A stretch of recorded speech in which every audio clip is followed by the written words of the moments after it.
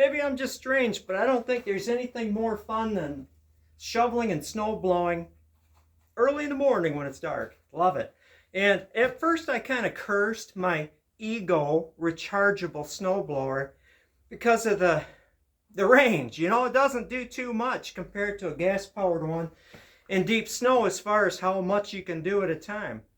But I like that it's quiet and I don't need to disturb the neighbors to do some early morning festive snow blowing.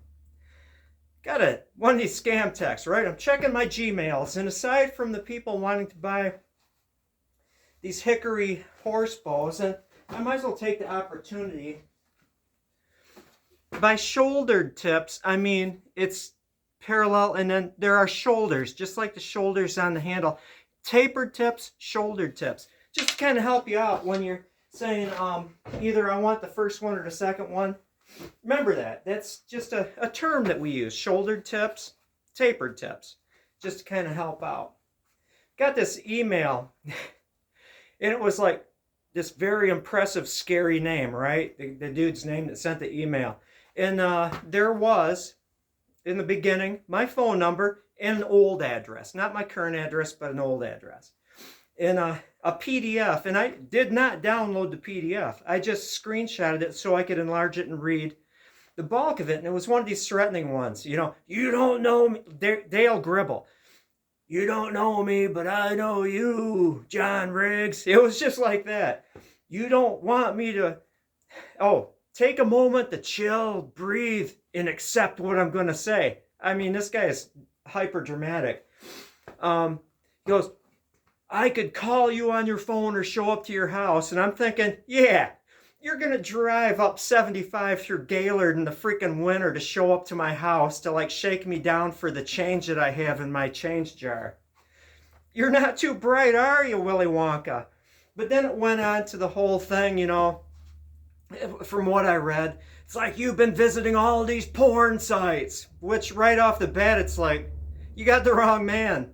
And then it's like, he's threatening that I had control of your camera on my phone. Really? Then you must be bored watching me watching videos of mountain disasters or bow channels. It's like, I deleted it. You know, screw you, scammer.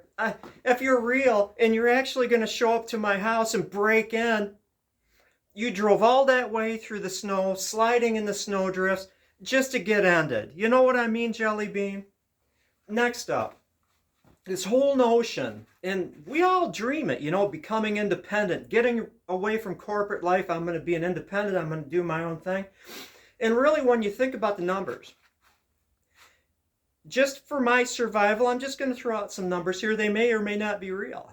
I need to bring in $600 a week. Boom, boom, boom. 52 weeks a year.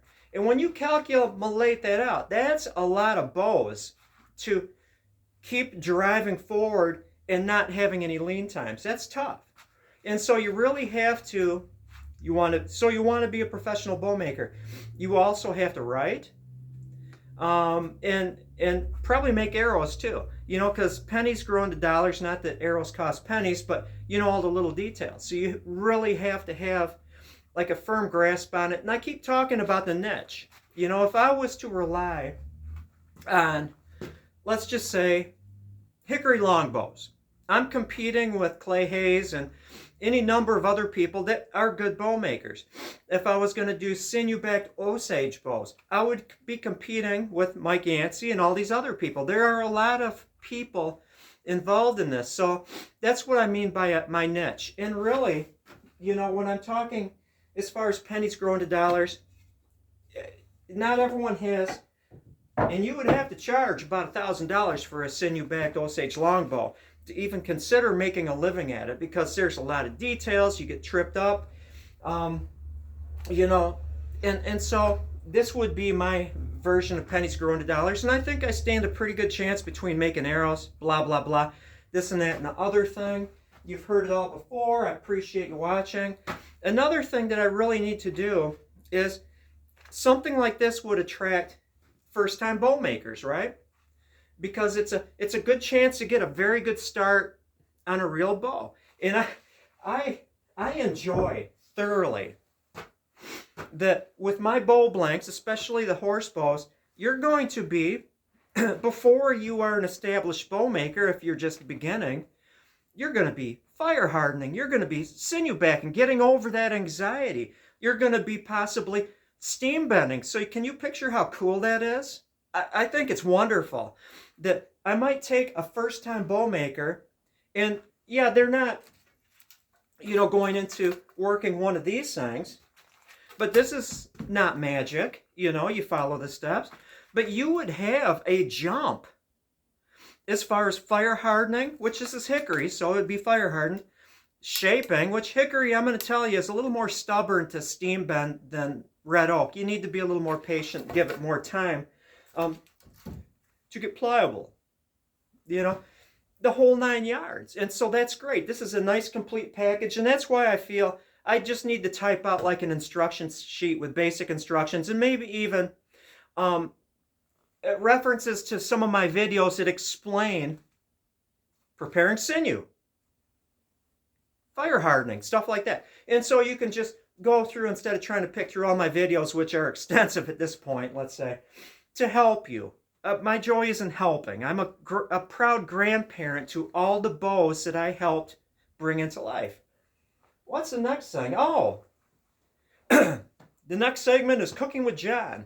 And so we've got plenty of time. It's only 6:45. I've been up since 4:30, doing all sorts of fun things. Love the mornings. I really do. And don't worry about me, I do get sleep. I cat nap here and there. I crashed after I got home from work yesterday. It just is what it is. But I've got 2 days off starting tomorrow. Woo! Today is day off eve. But I was going in on, we were doing kind of a potluck. The company is throwing some stuff in, and all the employees are too. And I love cast iron skillets. I've got an old one. Lodgeware is nice, but I like my antique cast iron skillet because it's just absolutely smooth. It's as smooth as a non-stick, and the whole notion of you season it, blah, blah, blah, you season it every time you use it properly anyway. And so I take Jiffy cornbread mix, a box and a half, right? My secret is I take canned yams that are kind of mushy and I mush them up into that, or pumpkin pie filling. Got it? And you mix it into that batter. Now, or dry stuff. And don't do it thoroughly, so you got a little bit of chunkage in there. I use a box and a half of Jiffy corn muffin mix. A box and a half. I use 2 eggs. I've got my yams in there. And then enough milk to get, so it's not stiff, but it's not liquidy. You'll get good at this. Put it into my cast iron pan that was greased with bacon grease. You might put some cinnamon or turmeric or whatever to your own taste in the mix. And then walnuts on the top. And this is the trick. I always, because it's a box and a half and it's in a skillet, it's different than the muffin time. 400 degrees. Preheat to 400 degrees while you're mixing it up. And let's see here. And the mixing gives you enough time, preheats, for it to rise because of the baking powder in it. 17 minutes, and look at it. You want it to be kind of brownish on the edges.